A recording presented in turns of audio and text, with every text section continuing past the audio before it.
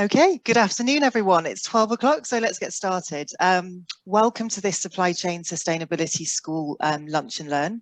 I'm EJ Allen. I'm going to be chairing the session today, and I'm a consultant at Action Sustainability, and I'm also sector lead for the construction and homes markets in the Supply Chain Sustainability School. It's been a busy week this week from a sustainability perspective. We had Anti-Slavery Day on Monday, on the 18th of October. Yesterday, we had the government net zero strategy and heating and building strategy. But the reason we're all here today is to talk about that people focus. And today's session is the first in a series of sessions, of 4 sessions looking at modern slavery. So today's is very much looking at what is modern slavery and what are the current trends. So we've got a brilliant panel of speakers from Slave Free Alliance and Electricity Northwest. So I'll hand over to them very shortly. I'll just do a few little quick bits of housekeeping. If you just go to the next slide, please. Brilliant. Okay, so because of the numbers today, we've taken the liberty of turning your cameras off, so apologies for that, and muted your microphones. We will be having time for Q&A today at the end of the session, so if you have any questions, please use the Q&A function that you'll see at the bottom of your screen, and write the quick Q&A in there. If you want to pose that to a particular speaker, please put their name in there as well. We will be doing some interactive polls as we go through using a platform called Menti. You don't need an app or anything, it's really straightforward, and we'll give you instructions on that very shortly. And slides will be shared with everybody afterwards, as will a recording of this session and the results from the Menti polls. So I think that's it from me. So I'd like to introduce, hand you over to Shirley, our first speaker. Before we do so, actually, if we go to open up your Mentimeter, so if you go to menti.com, open it up in a new browser or on your phone or computer. Don't close down this webinar, otherwise you'll lose us all. I know I'm stating the obvious, but I've been guilty of doing that a few times. So yeah, menti.com, and then once you're in there, you'll have the Menti code there, 78101792, and I think Rosie's put that into the chat as well. Once you've logged on to Menti, you'll see some questions popping up in a minute, and I'll hand over to Shirley for those. Okay, great.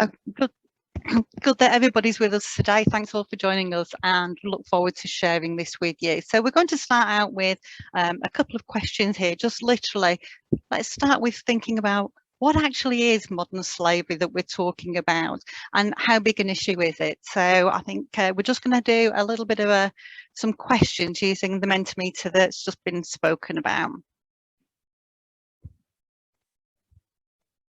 So let's just think about how many victims of modern slavery there are globally. So there are some numbers up on the screen, and yeah, we've got a few people answering now. If you just put in what you think is the most likely number.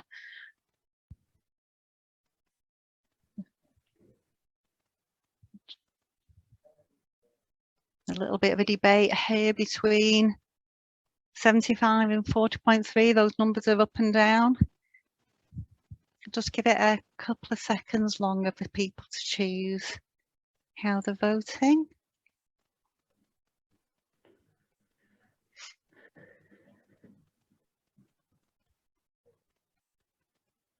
Oh, 40.3 million is catching up.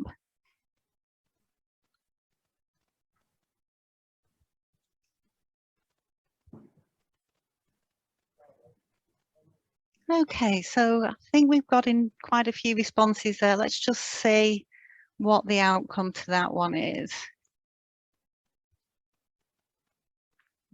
If you can show us the correct answer there. Correct answer there is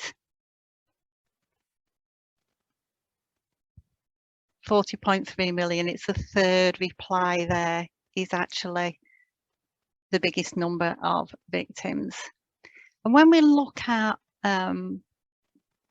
instances within the United Kingdom, I wonder what people know about the nationality of the victims that are found within the UK. So we've put up 3 of the top appearances, if you like, that we get in the national referral mechanism. So again, just using your Mentimeter poll, if you just choose who you think are the most likely victims to be found in the UK, that would be great.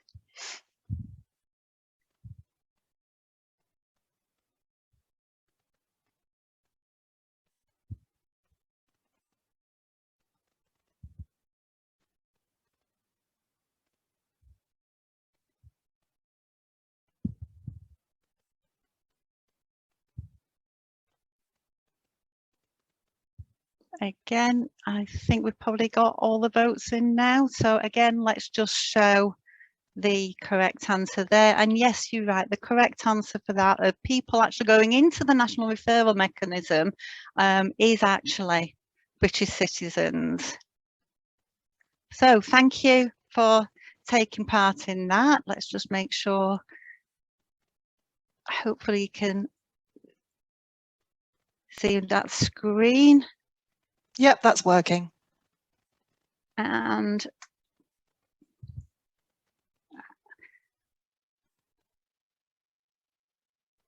so we're just going to refresh over those questions and answers. So yes, it was answer number 3, the 40.3 million, and yes, actually recorded by the National Referral Mechanism is British, and that is actually followed by Albanian being the next nationality.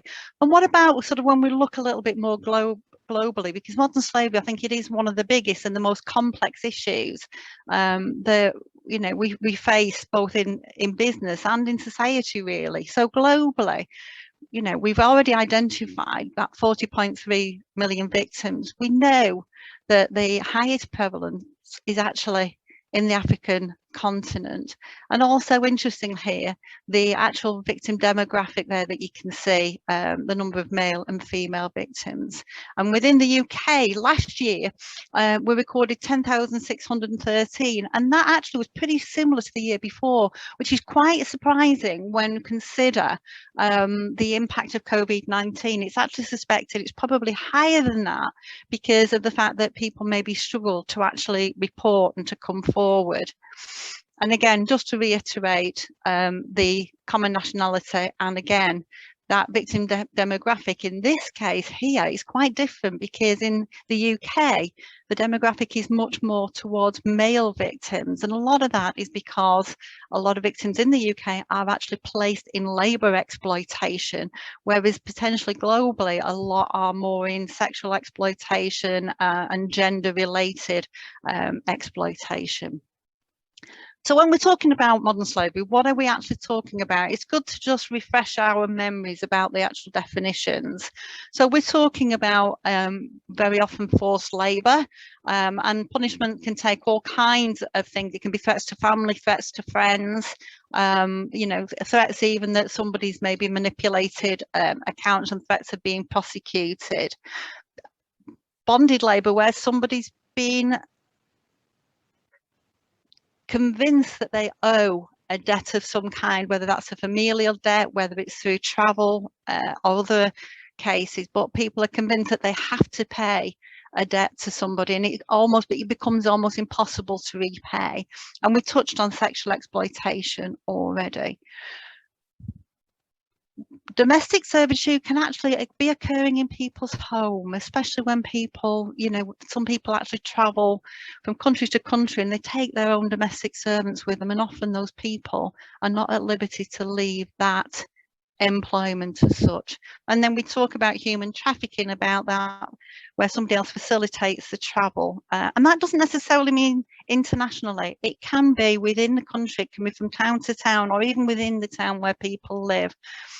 And as such, it's worth us thinking about how might we actually recognise some of the signs of modern slavery, some of what we call red flags. So I'm just going to bring up some examples on the screen now of things that we might look out for in different situations. Is that where somebody just isn't behaving naturally? They seem to be being controlled by somebody else. There may be injuries, somebody who always seems to be the one who's bullied. Somebody who won't mix, doesn't have a conversation. Maybe it's just that actually that person's behaviour is different to normal. Something's changed and you can't put your finger on it. Somebody came for a job, but when they arrived and actually started to work, the job is not the one that they were told it was going to be. And often people have things like language barriers that actually make it much more difficult to communicate the situation that we're in. So moving from the theory into the reality, what I want to do now is actually just turn that perspective around from us looking on the outside at this situation to somebody telling their own story of what they experienced. I'm just going to introduce you to a gentleman called Edward.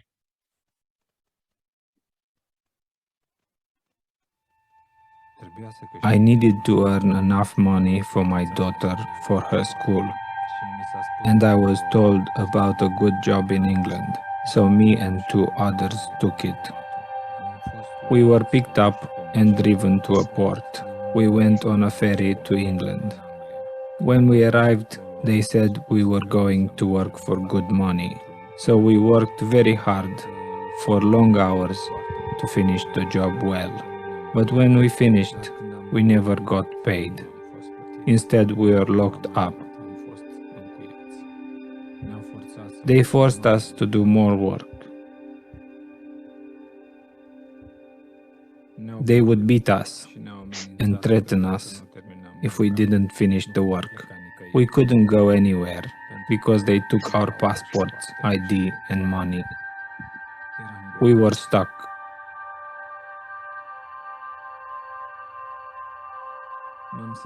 I felt hopeless, totally powerless. At this time, I knew I was a slave. I felt very sick, hungry, and tired all the time. I was sold from person to person, bartered for right in front of my face. I heard a man say I wasn't even worth 300. I felt worthless, like rubbish on the floor. I wished that I could die, that it could all be behind. I finally decided I would rather be killed trying to escape than stay. I knew one man who lived a long way away. I had no money or transport, so I had to walk as fast as I could or they would catch me. My legs are bad because they beat me, but I had to keep going. I walked for 10 days straight with no stopping. Look, these are the shoes I found. They are the wrong size, but they are all I had. When I was walking, all I could think about was the traffickers. They are chasing me. They will find me. I was very worried. I thought of my daughter too. I had let her down so much. I felt shameful.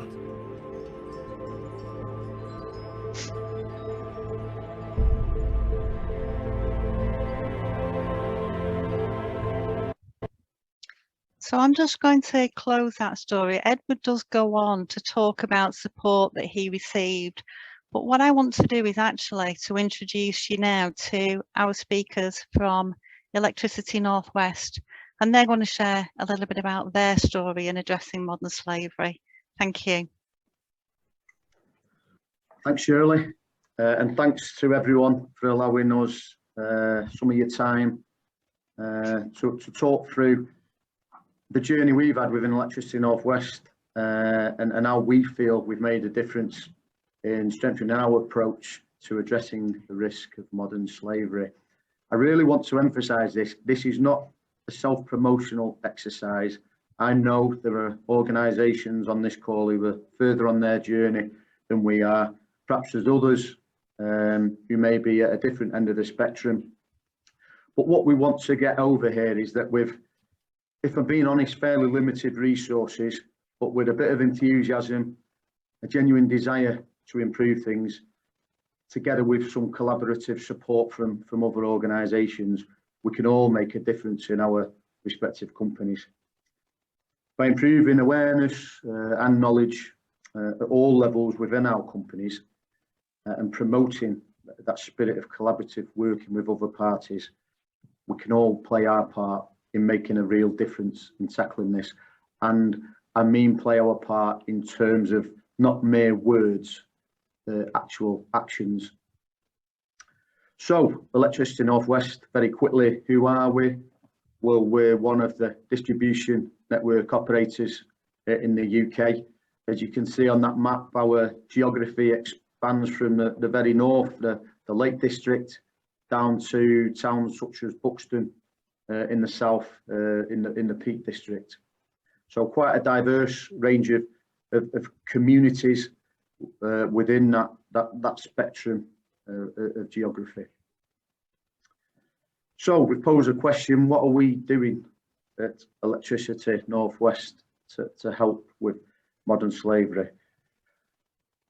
Well, when we started our journey, it was very much from a legal compliance perspective. At the time, I was head of risk and audit, and it was a case of liaising with our legal colleagues to understand what this legislation was about, making sure that we were legally compliant. In all honesty, that I don't think they mind me saying it, our legal colleagues had drafted the statement. It was the absolute bare minimum. It left a lot to be desired. And as personally I understood more about modern slavery, and I worked very closely with the former head of commercial on that journey and understanding what it was all about, it became abundantly clear to us both that this was more than just about legal compliance. Whether it be attending the seminars or watching some of the videos like we've just seen Shirley play there, all very sobering, and it really does make you really appreciate your own circumstances so much more than when these types of things going on. So as I say, this became more than just legal compliance. It became more about simply doing the right thing. And in short, as a result of that, we linked in with Hope for Justice and later the Slave Free Alliance. This in turn has led to our involvement with the Utilities Modern Slavery Working Group, which clearly we'll touch on shortly, and also into our relationship with the Supply Chain Sustainability School. We started off thinking, well, how come, what do we need to do? How can we raise awareness, gain commitment within our organisation to do things? And on that score, we've done quite a bit of training with our colleagues, which Evan will come on to. And importantly, we've shared best practice and taken on board an awful lot of good tips and help from the collaboration with other companies, which has obviously in turn helped to promote the strength of our response to mitigating the risk of modern slavery. And what I would say, and we'll touch on this shortly, but in terms of our organisation, our people came up with purpose and principles, and the work on modern slavery really plays into that. Our people have said to us that they've got a strong sense of responsibility regarding protecting our communities, pride in our communities, and unfortunately, as we all probably well aware, this modern slavery impacts all our local communities. So again, in terms of trying to get some traction within the organisation, the fact that our own people had said this is important to us, this has played into that space and helps, as I say, with that strong sense of pride and responsibility. So before we move forward into some of the practical things that we faced, there is a question that I would like to pose to everyone on the call. So hopefully we can move on. So before we move on to our own thoughts on this, and that's Electricity North West, in terms of everyone on this call, what do you perceive in your organisation as the biggest area of challenge in addressing the risk of modern slavery? Now, you might have experienced this, or you might be anticipating the challenge. So from those different options there.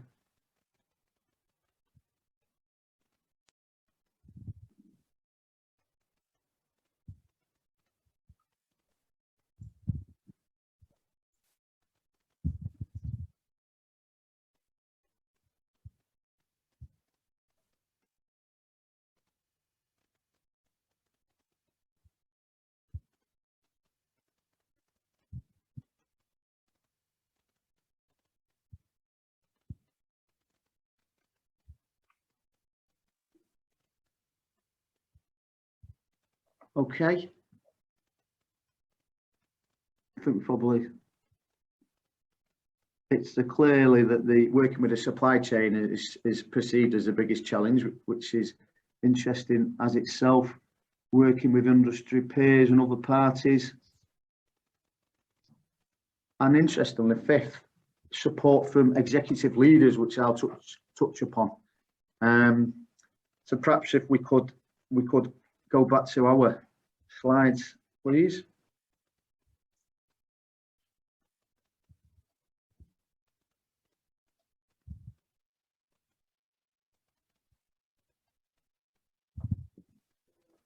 So if we can just move on to the next slide. So perception within Electricity Northwest. So looking at those different areas of challenge, the one that was quite significant at the very start was just getting people to take this seriously. I remember standing up in we'd laid on an event with some of our suppliers, and the blank looks people were giving us to what on earth would modern slavery have anything to do with a supplier event of this nature. I could hear some comments about, well, we're not living in Roman times. So one great thing is that we're now having these types of sessions where clearly there's a far greater appreciation and understanding of issues such as this. But what I would say on that session, because of some of the events I'd attended, able to raise at the time the car wash industry and things like that were being touted, and again, it just got people thinking simple things like that. You know, how on earth can paying £1.30 for a car wash stack up? How can the maths stack up? That got people thinking, and slowly but surely started to get a bit of traction. And what I would say from my perspective, working within Electricity Northwest, is that the executive buy-in has been absolutely key. What we've tried to do with modern slavery, rather than ploughing a furrow on our own and trying to create this, that and the other, we try to link into existing processes. Now with that executive buy-in, that becomes a lot easier then to work with our people. So for example, our social responsibility framework, we've built in something around modern slavery into that. Now that gets an audience at exec board level. That's been very helpful in terms of increasing the profile of that across the organisation.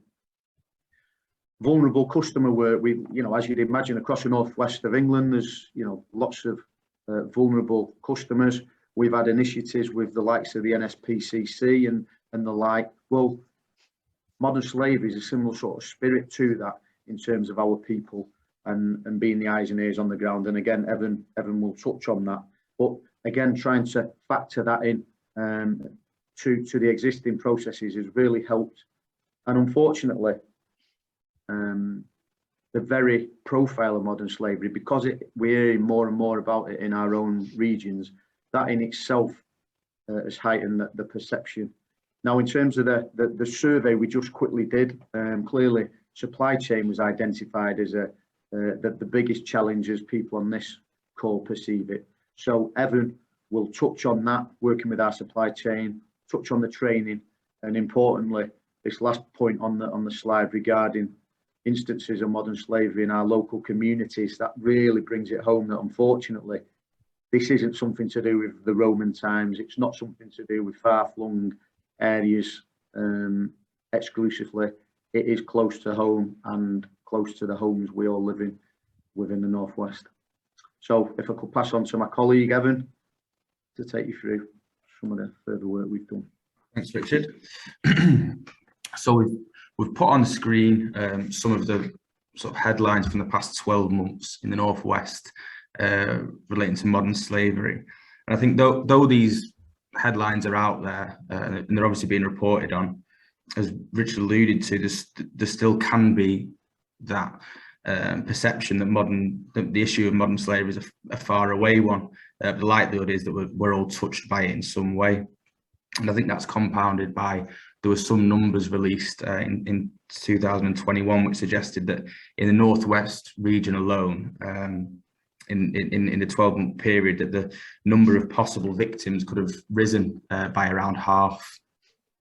So as Richard mentioned earlier, we've built a set of principles in the business which were pushed by our own people, in that we want to spread sort of pride in the community and support the community. And what we've realised fairly early on is that we're quite privileged in the utilities sector, in that we've got eyes and ears around the community in places that other people may not. So whether that be in commercial or domestic properties, or be it driving around, just really having quite a wide reach on the community, it's important that we give our colleagues an understanding of the issue and let them know what they can do if they do see something that seems amiss.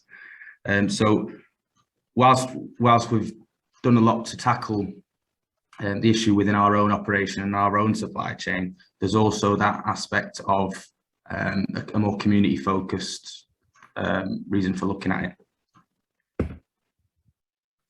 So train our colleagues. So as I've just mentioned, then we want to give all of our colleagues at least a basic level awareness of the issue and what they can do if they do see something that they're not comfortable with. So making a start with that, we tried to find processes that we'd already put in place and add our tackling modern slavery agenda into those processes. So we have a corporate induction process, for example, which all of our new colleagues must attend, and we've got a 20-minute slot in there, really to give a quick whistle-stop overview of the issue and how we can make a positive change. And that's alongside some of our other business critical agendas, such as the transformation to lower net zero carbon and so on and so forth.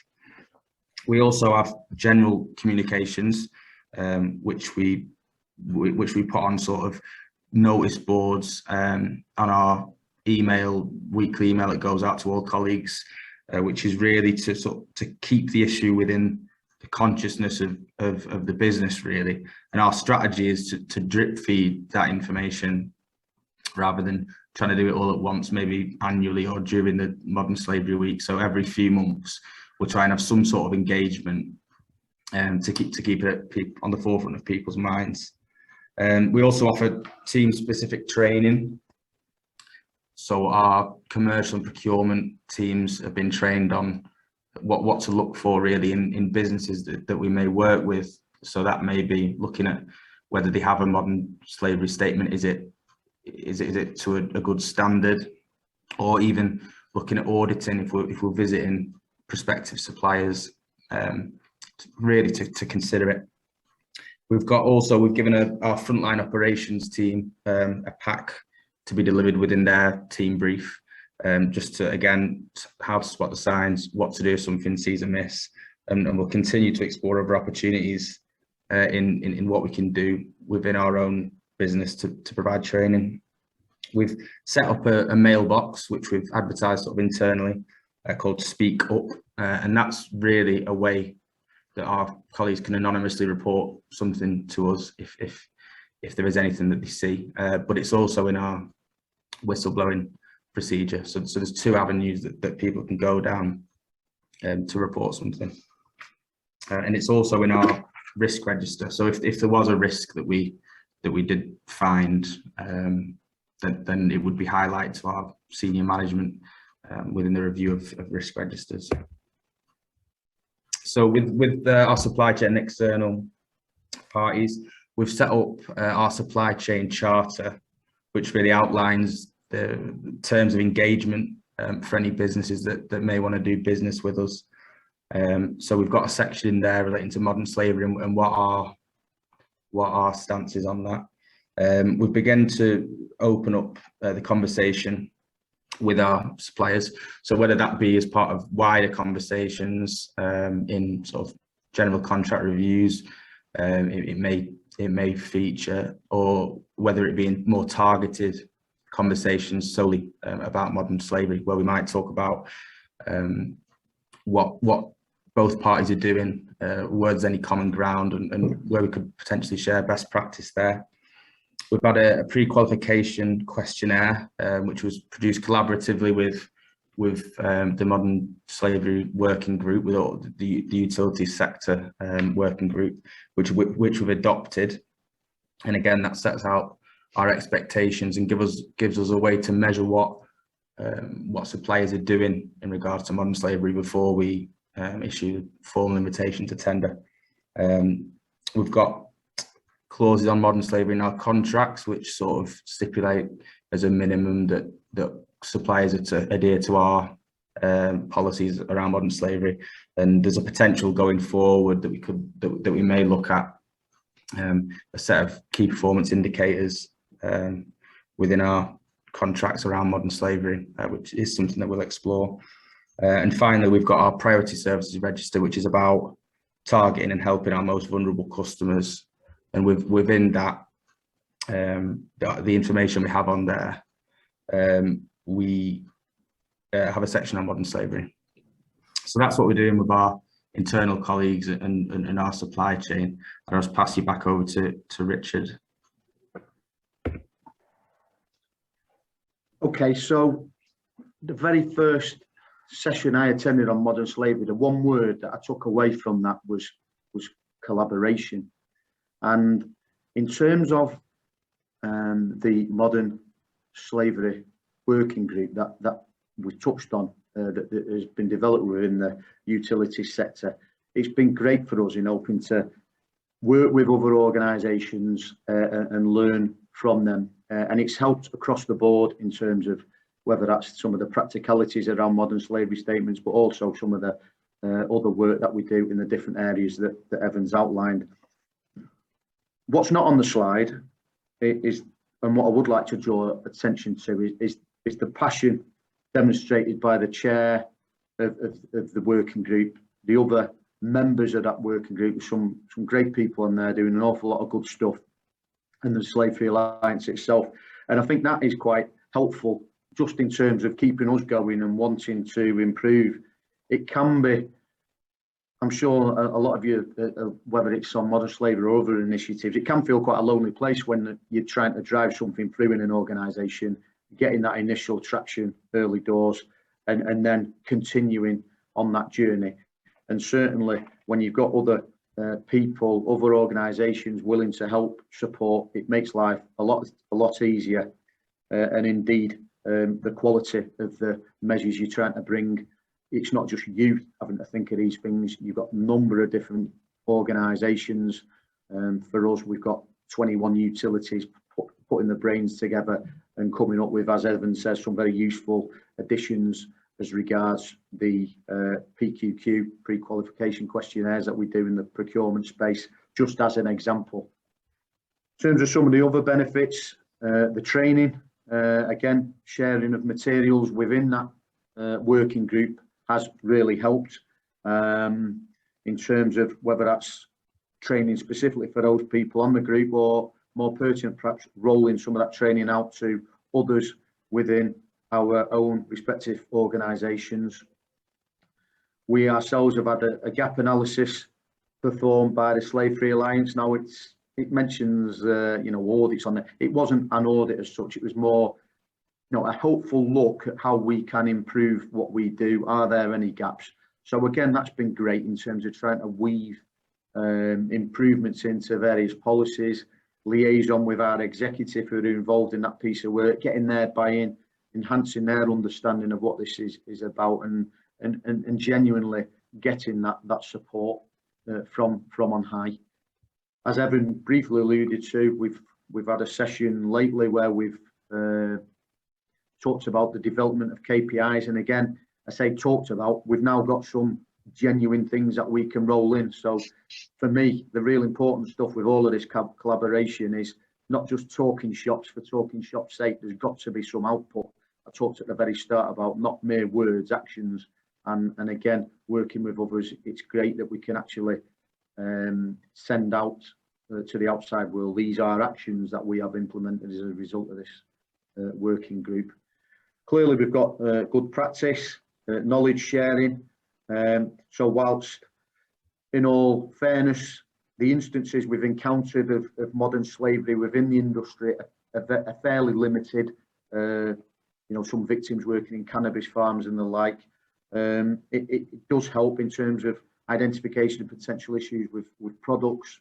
Solar panels was in the press fairly recently, and again, we can bring that to the table and spread that knowledge amongst our own supply chain, and then just generally assessing training needs and working with the supply chain school, working with the working group to enhance the way we roll out our training and make sure that everyone has a good awareness and understanding.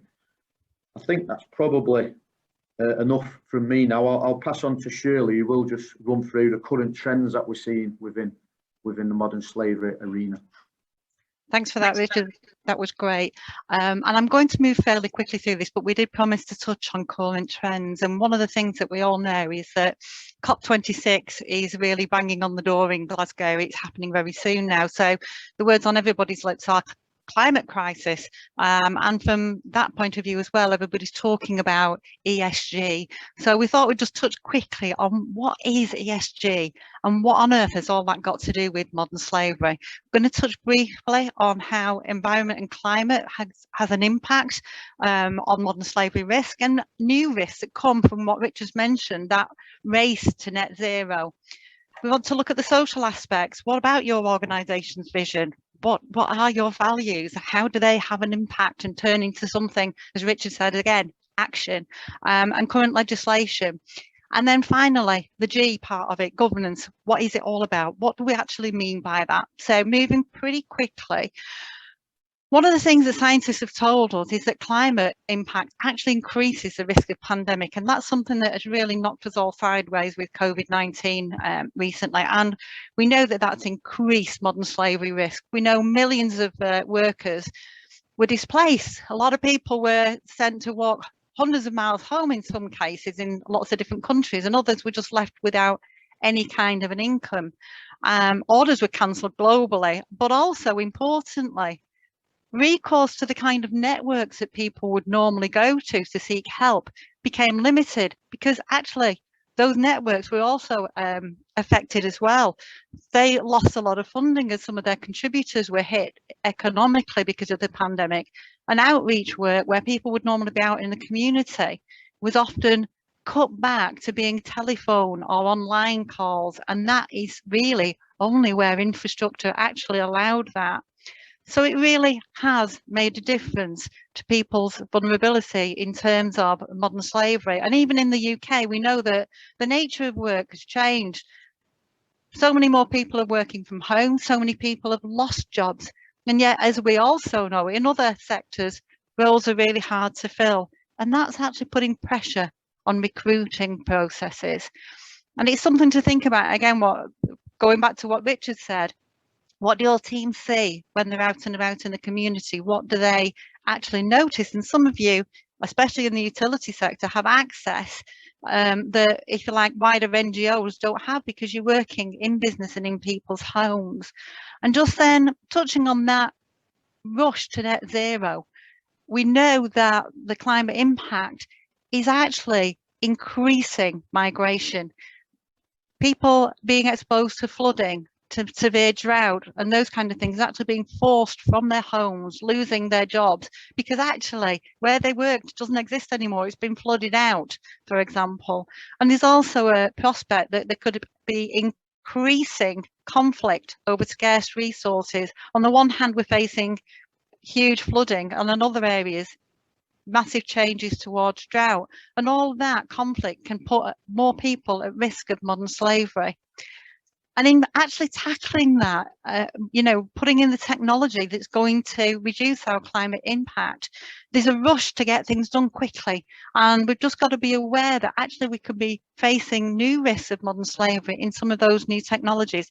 Once again, Richard touched on the solar panels, and I know it's something that we talked about in one of our own webinars about where are the components coming from to make that. We know there's going to be a huge requirement and already is on things like batteries. So it's all about being prepared to actually move quickly and respond to new risks in new technologies. And in order to do that, it's not good enough to be chasing from behind, to just have an ad hoc response that responds when we actually find that we've got a crisis or we've got a problem. We need to really have a much more strategic approach. And so as part of that, it takes us on to the next part in this, where we think about that social aspect, those brand values. It's easy to put a tag out that says, oh yes, we're ethically sourced and we're environmentally friendly. But what does that actually mean? We need to make sure that we're not just actually greenwashing, that there really is substance behind that. We know that legislation is changing, not just with the UK's Modern Slavery Act that we know is coming, but more at a global level as well. So we've all been responding to the Modern Slavery Act in the UK. The EU, we're anticipating new legislation anytime, and that could incorporate a ban on goods produced through modern slavery. We know Australia's introduced an act, and also in the United States, they have withhold release orders, and there they can actually prevent any goods that are produced using modern slavery coming into the country. We know that's affect things like silicon-based products as well, that are coming, for example, from the Xinjiang region in China, where obviously there's a lot of awareness of what's happening with the Uyghur population there. So we need to be aware of what's going on. And we need to make sure that our governance in being prepared for this is fit for purpose.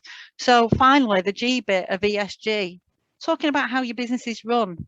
How are we making those decisions? It's about being strategic, and we need to set our stall out. When we think about modern slavery and human rights as a general thing, is it an add-on topic that it's a little bit like a waif and stray trying to find its home in your organisation, or is it in a standalone department that's kind of jumping up and down trying to make a lot of noise, but is really struggling, or is it actually embedded at every level in the organisation? Is it part of business as usual? And when we're building our strategy and making our plans, what about the data that informs those decision-making processes? Are you collecting the right data in order to be able to make those informed decisions at the senior leadership level? It's really important that we've got the right data to work with, and also that we actually understand what that data means. So just really quickly, if your whistleblowing data says the number of reports are going up, is that good because your system is good and real people are actually able and trusting it to report, or is it bad because actually the number of problems you've got is going up? So we need to think, what do we mean when we talk about having zero tolerance and no reports received? We need to make sure we really understand what's happening. So what can we do about it? What can you in industry do about it? Well, first of all, you can make sure that your teams recognise the signs of modern slavery and that you know they're very clear on how to report it. That it's actually embedded in business as usual. It's not just a spare part that gets thought about when we've got a quiet moment. We need to collaborate. If we're going to bring modern slavery to an end, as Richard has said, we've got to work together on this. And just for information there, if anybody wants more information on that or on the working group, there's an email address there. And I'm now just quickly going to hand over for your questions and see what answers we can provide. Thanks, everyone. That was fantastic. Really helped to kind of highlight the scale of the challenge, especially in light of the pandemic and how this agenda is intrinsically linked to climate change and net zero. And there's been many comments around, yes, collaboration is absolutely key. We need that strategic kind of collaborative approach. So it was great to hear Richard and Evan talk through how the collaborations works from their perspective. Really useful as well to hear that practical kind of insight into what you've done within your own organisation. So starting from we need to do something about this, but what do we do? And hearing how you've got that kind of senior level buy-in through to what you're doing in terms of due diligence and looking at the supply chain side of things. So let's have a look at some of the questions that have come in. Okay, we've had a question around, again, linking to that kind of supply chain engagement due diligence piece. There's a couple around there. So they're wondering, would you be happy to share the kinds of PQQ wording and questions that you've got? And then also, you know, how do you do things like randomly interview supplier staff around modern slavery to understand levels of knowledge and so on? What is that something that you do, or if not, what examples can you give that you do? So to be honest, when we were looking at this initially, it was, you know, people telling us about, you know, audits and all this sort of stuff, and then we were, you know, internally thinking, how are we going to resource all that? So what we've tried to do is be practical. So we're picking off our top suppliers and having discussions with them, and in fact, the sort of prototype for doing this, we had some support of Slave Free Alliance, and it was actually Shirley that took part in what I'd class as a conversation with one of our primary clothing providers, because obviously a while back there'd been some items in the press about the clothing industry. So we had a discussion, and it wasn't, you know, we didn't go along saying, right, show us your modern slavery statement, tick, show us this, tick. It was, well, what do you understand of modern slavery? What does it mean to your organisation? And develops it in terms of a conversation. And we finished off effectively, you know, we've got you know, they know they can come to us for more advice, support, help. We were, you know, hopefully able to provide a bit of our understanding and knowledge of modern slavery and what those risks are to them. So I think in a long-winded way, that's probably saying that's the direction we want to take. Clearly, we've got some of the PQQ, and I'm sure in liaison with the rest of the group, I'm sure they'd be more than happy to share that, because again, with this spirit of collaboration, it's not just utility sector, we want all the other sectors to step up as well. But I think you've got the tick and bash type approach. May have some benefits in some instances, but having that meaningful conversation and trying to work with your suppliers rather than hit them over the head with a stick if they're not doing something, is the sort of approach we want to adopt and will develop. We're certainly not there yet, but we feel we've got a decent model to work with. I think it's that prioritised approach, isn't it, that's so important. You can't tackle this with the whole of your supply chain in one go. You have to kind of break it down into, well, let's focus on where we should focus our efforts. Where's our top spend? Where are the risks? Where do we have leverage to influence? And I think we'll be looking at that in some of the future sessions that we're running over the coming months. Shirley or Evan, anything to add on that? I think only just to reiterate what Richard said, because audits definitely have a value, and none of us are kind of decrying that. But very often an audit feels like it's something that is done to a company or is imposed on a company. Whereas I think actually that collaborative approach, it's very much an important feature to build trust and to build dialogue with your suppliers and to actually listen to them, because your suppliers can tell you a lot about what's going on in their world. An audit is, I've always thought of it as a window on their world for one day, you know, and it's a little bit like Sunday best. Really what we want to see is what's it like on a mucky working day when everybody's, you know, going up full pelt. So it's really about developing understanding and trust, so that if somebody has got a problem or an issue, they're actually able to come to you and raise that issue so that you can work on it together. If you feel like something's being imposed, and for example, if you've got potentially a pass-fail kind of scenario, the incentive is to hide the problem, to keep quiet about it. And that way we're not actually able to talk about it. We're not empowering people. So it's important to open up that dialogue and that empowerment so that we can actually work on this together. Yeah, absolutely. It's not dictating, is it? And I suppose in a way it kind of comes back to, that's good procurement anyway, isn't it? Good procurement, good contract management. It's about having those conversations and being open with the supply chain. So still thinking of that, we've had a question from Justin Tracy around what kind of KPIs have you implemented? I often hear questions about what kind of KPIs can we have? So yeah, and open that up to any of you actually. What suggestions, or what kind of KPIs do you have? So do you you want to, Richard or Evan? Yeah, do you want? So at the minute, we've not put any KPIs in place, but with the other members of the Modern Slavery Working Group, we've established sort of a basis of what they may look like, and I think there's a bit of an ongoing review to produce a meaningful set of KPIs. So as Richard said, sort of speak to the rest of the group, but in sharing some of the information like that, then that may be something we could look. So for me, collaboration. Meaningful KPIs. I think it'd be fair to say we've had some KPIs, but they're probably not the best.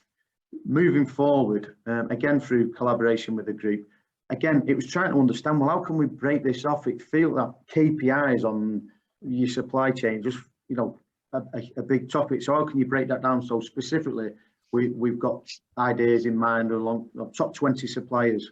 We can liaise with them to understand, have we had a discussion with our top 20 suppliers about modern slavery? So again, you can have KPIs regarding whether they've got, do our top suppliers have, or high risk suppliers, all have they registered the statement on the modern slavery statement registry? We can go down that line, but again, we can say, have we done audits on them? But for us, this discussion point and taking forward, as I talked about with that other supplier, that's the way we want to go. So again, a key KPI for us will be how many of those people have we had discussions of that nature with.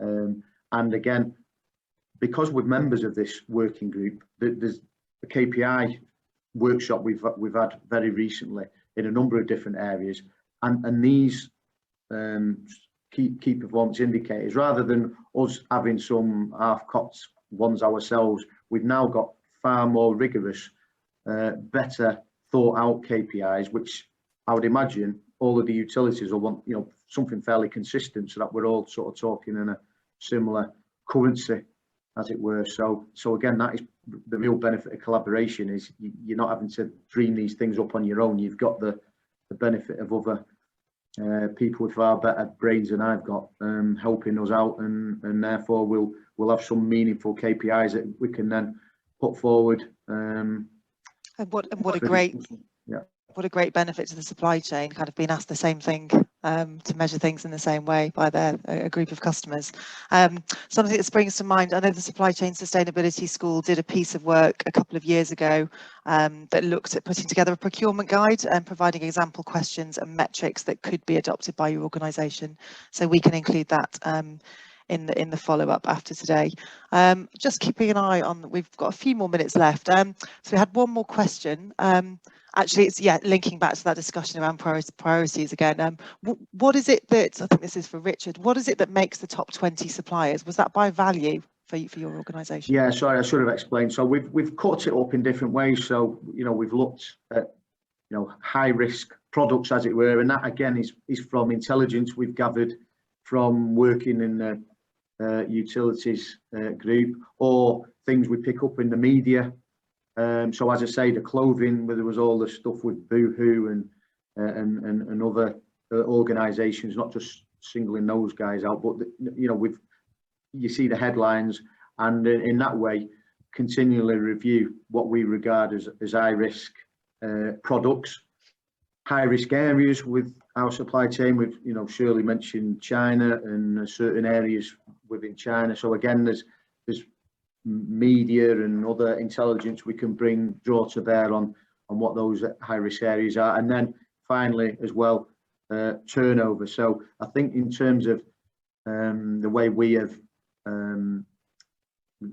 we've got some sort of high risk suppliers, but initially we're basing our discussions with our highest in terms of turnover, in terms of having those discussions, but clearly being mindful that it's not just about monetary value. If one of our suppliers is implicated in some form of modern slavery issue, the facts of how much we spend with them is irrelevant. It'll probably be our name still, that it's the newspapers, and therefore that's where we want to cover ourselves on those different fronts.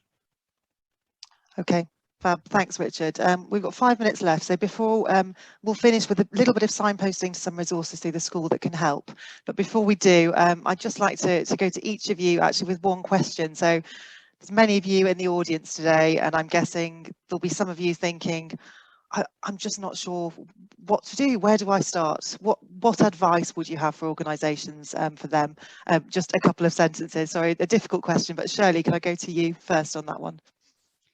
Yeah, I think one of the things is I would say, don't be afraid to reach out and ask. I think that's one of the most important things, because, you know, we spend all our lives from being children expecting to get a pat on the back and to perform well, and you know, we learn to look to always portray the positive, but actually sometimes we need to say, look, I'm struggling with this, in order to be able to access the help that we need. So I would say, don't be afraid to raise that, and don't be afraid to raise a concern, and don't be afraid to reach out to collaborative groups. And obviously, you know, we've put that info at email on there just so that people can do that, and obviously through yourselves as well, the Sustainability Supply Chain School. So I think, you know, and do that both in your own organisation and externally as well. One of the most valuable lessons I've had is actually being that sometimes we can work really well with our direct competitors.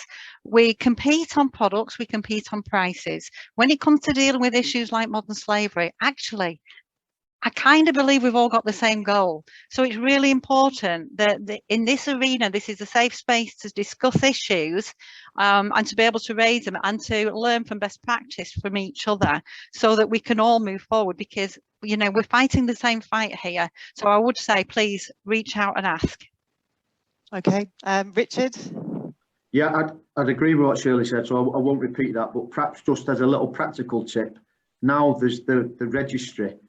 That is a real good source of information in terms of what different companies are doing in their approach to addressing the risk of modern slavery. So again, if you've got some time, you can set aside, perhaps just have a look at the registry, look at some of the statements on there, because, you know, clearly there's an awful lot of information that might, you know, some of it might ring true for yourselves and give you that little direction you require to get things started. But certainly collaboration and look at that registry perhaps as an initial tip. Okay, thanks, Richard. Evan? Yeah, I suppose on the theme of collaboration, I think it's important as well, because we're not experts in knowing what to do here, and it's not been amazingly long that we've sort of looked at it. So I suppose getting that, understanding what other people are doing and getting that common approach is really helpful to sort of know you're going in the right direction. And again, just when getting things started, there's existing mechanisms within your organisation that you can use to sort of look at the issue through, rather than trying to sort of start from the ground up. So yeah. Okay, brilliant, thanks. If we could just have a look at the next slides, that would be great, Shirley. Just to want to talk through some of the support that we've got coming up with the school. So we've got a number of sessions coming up, so please do book your places at these through the school platform. Again, we'll send you links through when we send the follow-up. I won't run through all of those, but you'll get the slide deck afterwards. So the next one is on the 16th of November. And then we've got a range of school resources. So we've got 3 learning pathways.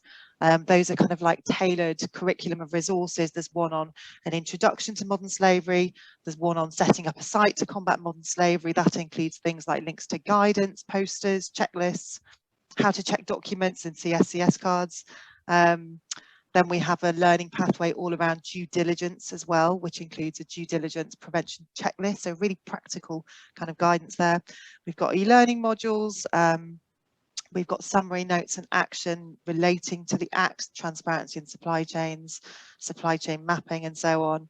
There's a toolbox talk in there on how to spot the signs of modern slavery that you can use as part of your toolbox talks on site.